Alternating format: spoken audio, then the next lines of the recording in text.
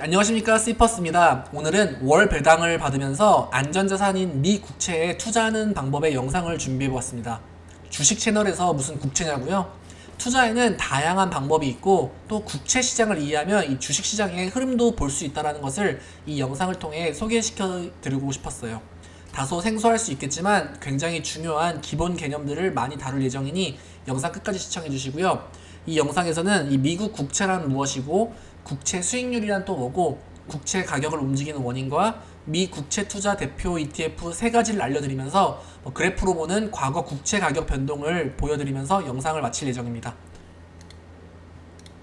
자, 그럼 먼저 미국 국채란 무엇인가요? 쉽게 생각하면 미국 국채는 미국 정부가 발행하는 채권이에요. 이것은 기간에 따라 단기, 중기, 장기 세 가지로 나뉘는데요. 아마 한 번쯤은 들어보셨을 거예요. 단기는 1년 이하로 트레저리 빌, T빌이라고 부르고요. 중기는 10년 이하로 트레저리 노트, T노트라고 부릅니다. 장기는 10년 이상의 주로 20년, 30년물인데요. 트레저리 본드, T본드라고 불리죠. 아마 다들 들어보셨을 거예요. 기업들의 재무제표를 봐도 기업들이 이런 데 자금을 넣어둔 것을 심심치 않게 보실 수 있을 거예요.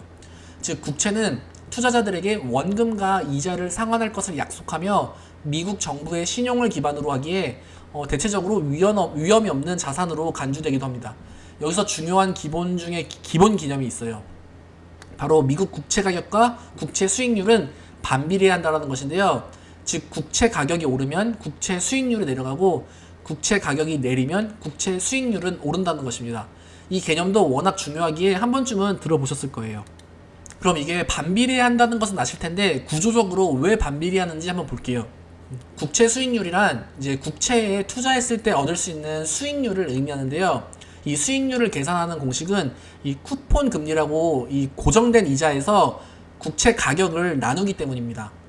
그래서 분모에 있는 국채 가격이 높아질수록 국채 수익률은 낮아지게 되는 거고요. 예를 들어 볼게요.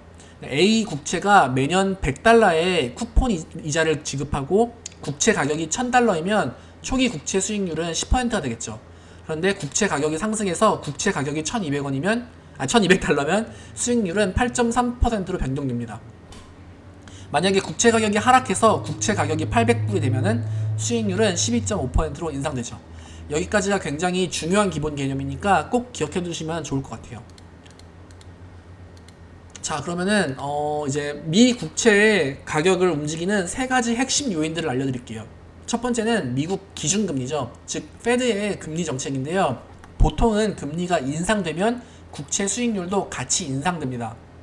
그래서 국채 가격은 하락하게 되고요. 반대로 금리가 인하하면 이 국채 수익률도 같이 하락하기에 국채 가격은 상승하게 됩니다. 두 번째로는 경제 상황과 이 투자 심리인데요.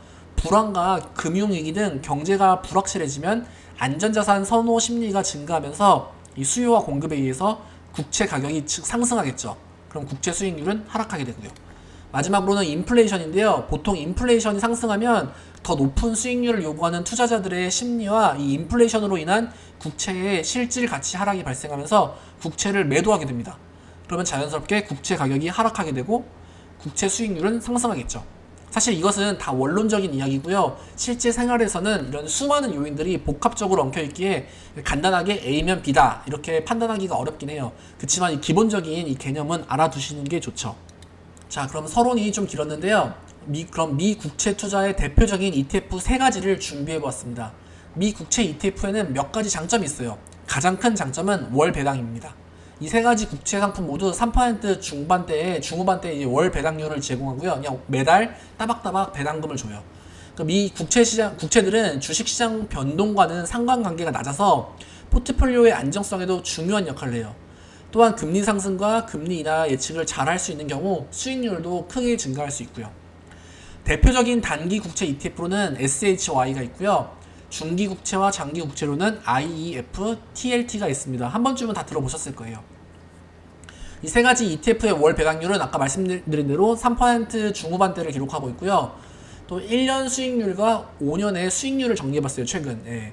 보시면 단기 국채 상품인 SHY는 수익률 편차가 작은데 이는 금리 변동 민감도가 낮고 비교적으로 굉장히 안정적인 투자처라서 그래요, SHY는. 근데 중기, 장기로 갈수록 이 5년 수익률을 보시면 차이가 크게 있죠. 장기 국채의 대명사인 TLT의 경우 5년간 이 ETF의 수익률은 마이너스 40%가 됐습니다. 이 뜻은 이 ETF 상품의 국채 가격이 40%가 하락했다는 거예요. 장기 국채로 갈수록 금리 변동성에 따른 가격 차이가 이렇게 크게 변할 수 있다는 겁니다. 그래서 정말 안전하게 하시는 분들은 이제 SHY에다 넣으시는 거고, 좀 이제 조금 더 이제 하이 리스크를 원하시면은 TLT로 이제 노리는 거죠. 자, 그럼 장기 국채인 TLT의 전체 차트를 한번 볼게요. 보시면 편차가 이렇게 크죠. 여기 차트에는 앞서 설명드린 몇 가지 원칙이 포함되어 있어요. 첫째는 이 경제적 불확실성이 클 때 안전자산을 선호함으로 국채 가격이 상승한다 했죠. 이 점을 보시면 2008년 금융위기가 발생하고 국채 가격이 한번 폭등하는 모습입니다. 또한 이렇게 보시면은 무슨 이제 큰일이 생길 때마다 한 번씩 국채 가격이 이렇게 올라가는 모습이에요. 그런데 2012년 이후에는 대체적으로 국채 가격이 우상향했는데, 이는 미국의 뭐 양적 완화 같은 통화 정책과 저금리 정책의 영향이 컸습니다. 보시면 코로나 전인 이 2019년, 2020년까지 국채 가격이 이렇게 폭등을 했는데요. 저금리 정책으로 인한, 이때는 아실 거예요. 아마 거의 제로금리였잖아요. 거의, 그쵸? 저금리 정책으로 인한 국채 수익률 하락과 또 중국과의 무역 전쟁, 관세 전쟁으로 경제적 불확실성까지 합쳐지면서 국채 가격이 크게 오른 모습이에요. 이때는 아마 국채 수익률이 거의 0점대였던 것 같아요. 제 기억으로는. 그 후로는 다들 아시다시피 금리가 가파르게 상승했죠. 금리가 크게 오른 만큼 이 국채 가격은 계속해서 크게 떨어지는 모습이고요. 그럼 과연 앞으로는 어떻게 될까요? 이 국채 가격은 향후 금리와 경제 상황에 따라서 또 변동이 될 텐데요. 오늘 다룬 내용들을 종합해 보시고 본인들만의 기준과 관점으로 판단을 해보시면 좋을 것 같아요. 그럼 오늘 미 국채와 국채 수익률, 국채 가격을 움직이는 요인과 대표 미 국채 ETF를 정리해 보았는데요. 영상이 조금이라도 도움되셨으면 구독과 좋아요 부탁드리고요. 다양한 댓글은 언제나 환영입니다. 질문도 환영이고요. 감사합니다.